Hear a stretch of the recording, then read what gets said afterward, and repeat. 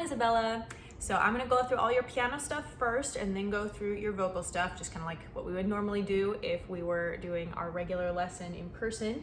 And your videos all look awesome. So you've done a wonderful job with everything that you've been working on this past week. I love everything.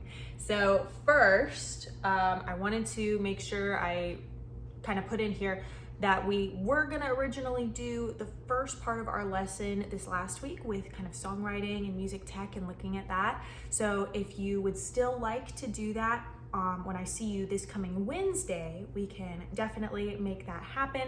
For that, you would just need to bring in either something that you've kind of been working on your own, if you want to do some of the songwriting stuff maybe, or if you just want to kind of start looking at GarageBand and look at the music tech side, we can do that too. So we'll probably, again, if you're interested in doing that still, we'll just start the lesson off that way on Wednesday and then circle back around to our piano and voice stuff. All right. So the first thing actually for piano doesn't have anything to do with something that you are playing. It actually looks like your bench might be a little bit too low. So if you have a bench that you're able to adjust like with knobs or something on the sides to make it a little bit higher, I would definitely suggest that in your practice. If not, you can always get like a seat cushion or, you know, depending on what you have around the house, a really thick book or something that you can sit on to kind of get yourself raised a little bit more on the bench. The reason being, sorry, I hit the wrong button. There we go. Okay. So the reason being, when you are sitting at the piano, it might be a little, I think you can tell from this angle, but you can see how my arm is basically straight across. It's very horizontal here. With how your bench looks right now, your arm is kind of doing more of this. You're having to kind of reach up to the keys like this, which just makes it a little bit harder on your wrist and those muscles there. Instead, we get a lot more control over the sound, over the power, over the execution. And it's a little bit better for your muscles if your arm can be more horizontal like this instead of lowered like this if my bench was too low. All right, so that's kind of the first thing. Make sure I don't hit that button again. All right, so for the Hanon, your fingers look fantastic, nice and curved and strong, very consistent all the way through. That's exactly what we want. I think, oh yes, so I wanna make sure that you're paying attention when you practice this to your stopping point. You wanna make sure you don't go too far. We actually did go a little bit too far in that recording. So your very last measure of that first page on that pattern where you're going upwards, your last measure is actually going to start with your thumb in the right hand on B. So the first note of that last measure is gonna be a B, which means we stop before starting a new pattern on C here. The last note you should play should be your second finger in the right hand on D. So if you had both hands ending on D before going on to the next page. So you don't, I mean, it's kind of an interesting thing with Hanon, right? You don't actually have to read every single individual note, but you do have to make sure you're paying attention so you know where to stop with the pattern. That way we're not gonna end up adding any additional notes that are not actually on the page.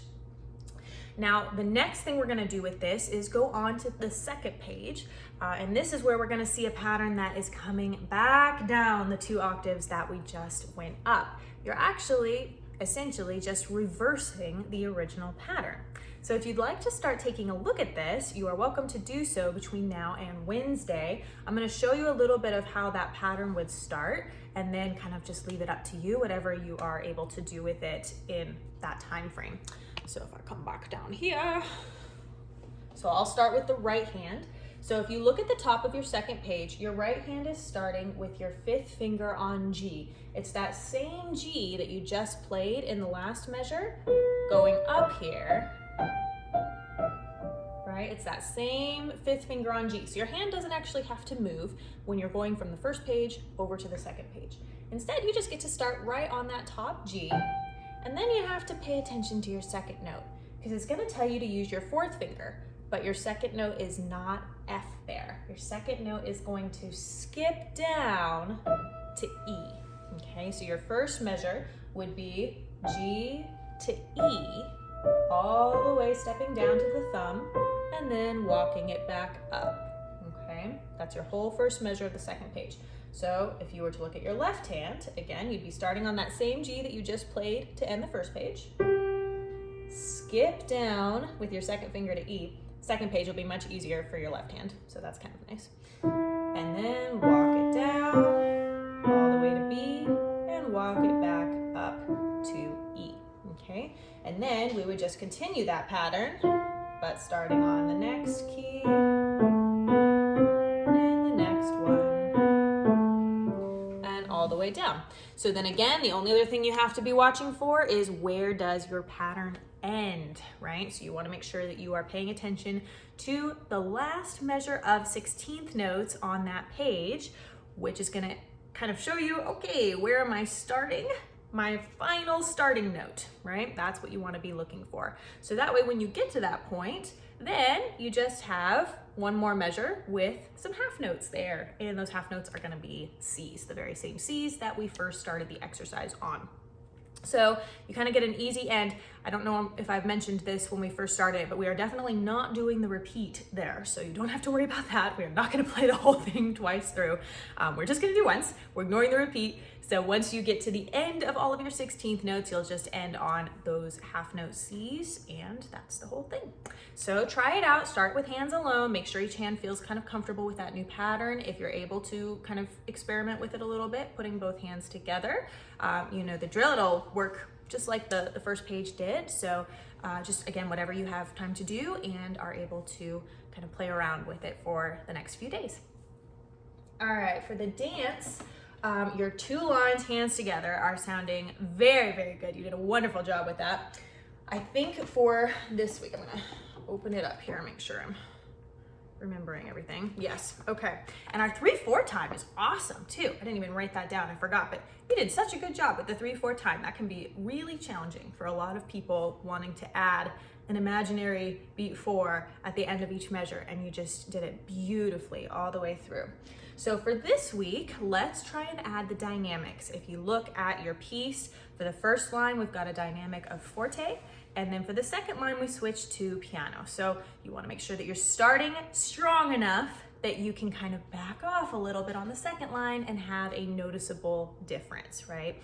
Dynamics are relative, so we just want a good contrast. It doesn't mean you have to play the absolute loudest you can possibly play. We just want that first line to sound considerably louder than the second line, okay? With this one too, if you would like to try going on a little bit, you can. The left hand especially should be pretty straightforward based on what we've already done. The only thing that might get a little bit sticky is the second to last measure. So that would be measure 15, which is right here. So if you notice here, you end up with 2 notes at once in the left hand, and one of those is going to be F sharp. So in order to do that, you'll actually have to scoot your hand into the keys a little bit so that your left hand pinky can reach up to play the F sharp there. Because you'll have 2 notes at once. So you'll have to kind of shift in just a little bit to make that happen comfortably, okay? Now the right hand changes to a little bit of a new melody here. This is a totally different section of the song, so we've got a different melody. Now with this, you should, again, be totally okay trying to read through these notes on your own. You just wanna make sure that the first couple of times you're double checking yourself, making sure that you are not only watching the finger numbers, but also watching your notes too, so that everything is correct. So I would try and finish this up one hand at a time for this week. And then on Wednesday, we will see how we did with it and if we are ready to try putting it both hands together. The C arpeggios are next. Those were fantastic. So you can start your left hand a little bit lower on those so that way you don't have to cross so far up your body to get all the way up to the very high end of the piano. And actually, the next thing we're gonna do is put these hands together so you won't be able to start both hands in the same place because this does not tend to work very well. So I'm going to show you what that looks like, because sometimes it can be a little bit tricky at first getting that hands together. So I'm gonna start here. Now your C's are kind of nice because they'll all line up, right? Every time we get to C, that's gonna be thumbs in both hands, unless it's the very first one where the left hand starts on the pinky, or the very highest one where the right hand finishes on the pinky, okay? The rest of the time, it's all thumbs on C's. So this is what that should look like. C, E, G, cross under. So now I'm gonna have both thumbs on C's here. Cross over.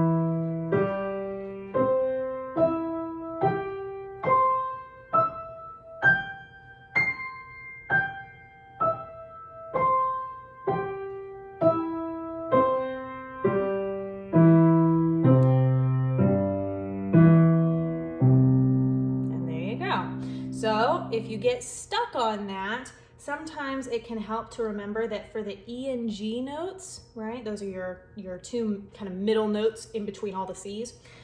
You're always going to be using your second and third fingers. So you obviously wouldn't want to play it like you're just throwing up peace signs, but that can kind of help to keep those fingers, to help keep track of that.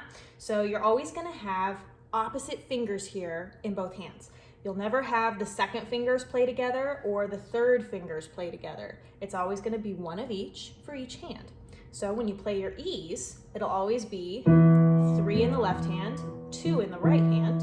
And when you play your G's, it'll always be 2 in the left hand with 3 in the right hand. So it'll always be one of each. Okay. Now, for some people, that's helpful to think about. For some people, it just totally throws them off. So however it works for you, whatever it helps to think through or to keep track of as you're trying that hands together, go with that. It doesn't have to be that you're trying to watch certain finger numbers. You may be able to just rely on the muscle memory from everything you've done so far. It's looking really smooth and really confident. So we'll try that out hands together. You have kind of the example that I just played for you in case you get stuck or need to double check if you're doing one part of it correctly or not. But give that a try over the next couple of days and see how it goes. And then the last thing was the boogie bounce. So this one, you totally put it all hands together. Good for you. So with this, very, very impressive job finishing this up both hands. I think the big thing that I want to focus on for the next couple of days till I see you again is the third line here. And I could tell that you were working really hard on your counting in the recording that you sent me. We just want to make sure that those quarter notes for the right hand actually play a little bit faster. So if I was going to play just the right hand, I would start on a rest actually. So I'm starting on the third line, which is right on measure 9. So that would be rest, 2, 3, 4, 1, 2, 3, 4. And you can hear it's the D's in that pattern that are the quarter notes, right? So if I'm looking at this spot right here, I've got my quarter note D and my quarter note D. And it's especially that first one that we want to move a little bit faster. So again, that would be rest, 2, 3, 4, 1, 2, 3, 4. Keep going. 2, 3, 4, 1, 2, 3, 4. And all the way at the end there of that line, we've got a whole string of quarter notes, right? So those all want to be sounding faster, just like you're doing on the rest of the song. The rest of the song, we hear a lot of those faster quarter notes, and you're probably not even thinking about it at this point. So we just want to apply that same strategy here so that your quarter notes are moving faster than the half notes, and that we keep that same speed that we had for the quarter notes in the rest of the song. Great job with that one. Okay, so that's all the piano stuff. Let me switch this over here. And for a voice. Okay, so I'm actually going to send you, after I send you the link to this video recording, I'm going to send you 2 new warm-up exercises for this week. They're both a little bit on the shorter side, so it's about the same amount of time we would spend warming up in a lesson. But there is going to be a lip trill exercise, and then there's going to be an AO octave exercise. The AO octave exercise is gonna go a little bit higher than we normally would. I just want you to do your best with it. See what you can do. Don't force or push anything, but just try and be listening for your pitch and see how much you can match with all of those higher notes. If you absolutely can't hit some of those notes, that's totally okay. I just want you to give it a try for this week. And so that way we can talk about it on Wednesday next week and see where you had trouble, if you had trouble at all. Maybe it'll kind of be one of those surprising things where it all just felt pretty easy. So we'll just kind of see how that looks, but I'll send those right after I send the lesson video. So let's talk about the solfege. Solfege, you did a fantastic job. I think from now till Wednesday, I would only practice with the accompaniment recording. I think your notes and your rhythm are sounding secure enough that we want to step away from doing it first with the melody and then with the accompaniment, which is excellent for a practice strategy while we were still getting used to making sure we had all the right notes and rhythms. Now we want to make absolutely sure that we have it independently by not listening to the melody first. So I want you from now till Wednesday to only practice it with the accompaniment track and see how you do. If you notice you start getting stuck, or if you're suddenly not sure if you're getting the whole thing, then you can go back to the melody, but start kind of testing yourself. It's kind of similar to if we were going to work on a song by singing along with the original artist and then singing with, you know, a karaoke or an instrumental track. You're really gonna find out how much of the melody and the rhythm and the words and everything that you remember when you're doing it by yourself without hearing that original vocalist. Same idea here. We want to start testing yourself, make sure you really have all those notes and rhythms locked in. I think you do, so let's give it a try next couple days and then we will revisit it on Wednesday. For your song, Can't Help Falling in Love, we are sounding so nice. I love it with the track. So on this one, we're gonna focus mostly on breathing between now and Wednesday. Now you have really good breath awareness. I can tell you're thinking about how much air do I need for each one of these phrases, especially some of the longer phrases. This song particularly also has a lot of longer notes. So you can't all of a sudden run out of steam in the middle of a word, right? But we have a lot of these strings of longer notes showing up in a lot of the phrases. So you're doing a great job of anticipating how much air do I need, when do I need to take my breath in, and making sure that you're using your air well to get through each phrase nice and strong all the way to the end. What I want you to think about this week is trying to have a quieter inhalation. So when you take your breath in, don't let us hear that you're breathing in, right? So to demonstrate, I'm gonna exaggerate. It's not nearly this bad, but if I were to breathe in like this, that would be really distracting, right? It's very obvious and nobody really wants to hear that. Now, you aren't making any like audible vocal sound when you breathe in, but we can hear the kind of gasp in a little bit when you take a breath in. Instead, we want to try and get that as silent as possible so that your breath in sounds like this. Like nothing, right? So I can still take a full breath in, and it may take a little bit of practice to get it totally silent, but that's what I want you to work on with this week. How can you still get the full breaths of air into your lungs on time when you need them without having them make any sound themselves, okay? And that could be kind of a tricky thing to master and to work on in a song. So again, the rest of the song really sounds great. You did a wonderful job on the modulation where we change keys and all of a sudden we're singing it a little bit higher. All of your notes sound really well placed. And again, you're choosing of how you and when you take your breaths and how you use your air is really, really good. So now we're gonna kind of be a little bit more on the picky side and look at anything that we can be working on that is not really some of the basic stuff anymore, because your basic stuff sounds so good. So the only other thing is if you want to start maybe thinking about any creative changes we want to put into this. Again, we've mastered kind of the basic elements of it. So now, is there anywhere that we want to change it up a little bit, right? Is there anything that you want to do that maybe Elvis or Haley Reinhart did not do? Is there something that you don't really like the sound of that we could change? Is there a melody or a rhythm that we could make kind of a quick edit to, right? So for example, if I'm singing the chorus But I can't help falling in love with you. I guess that wouldn't be the chorus, that's kind of the end of the verse section. Anyway, if I'm singing that part, well, that's the basic melody, right? But what if I want to change it up a little bit? But I can't help falling in love with you. So a couple little changes on the notes there could kind of make it a little bit more interesting, or at least just make some of the repetition of the song feel less repetitive, right?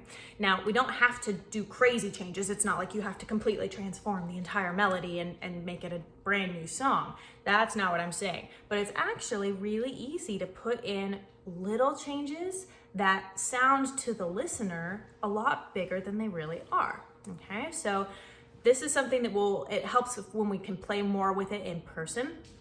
And so we'll do a little bit of that if we have time on Wednesday. But in your practice this week, I just want you to kind of start playing around with it. You're gonna end up with some stuff that you do not like the sound of, that you think, oh dear, that was terrible, and I never want that to come out of my mouth again. And that is okay. That's part of the process. It's a lot of experimenting to figure out what you like, and most of the time what you don't like and don't want to repeat. But you'll never know until you start trying stuff, okay? So have patience with that process and what that looks like. Don't get in your head of, oh my gosh, this all just sounds terrible all of a sudden. I promise there are going to be, and this is true for everybody, this is how everybody has to go through this process. You're gonna end up with stuff that you're just like, oh my goodness, I never want to do that again. That was terrible, I don't like that. But every so often, you'll find something that you're like, oh, hey, I actually kind of liked how that felt, how that sounded. That seems like a really nice way to do that word or that note or that phrase. And so then you want to try and repeat that until it becomes the new normal for that section of the song. So that's how that process works. Again, we'll play with that a little bit when I see you on Wednesday, depending on how much time we have for it. But try experimenting a little bit this week, okay? See how it goes. All right, well, I will get this over to you in the next little bit here, and then I will be watching the premiere with you in just a little while. It's almost 10 o'clock now, so I will see you soon for that, and I hope you enjoy the rest of your weekend, and then I will see you again on Wednesday.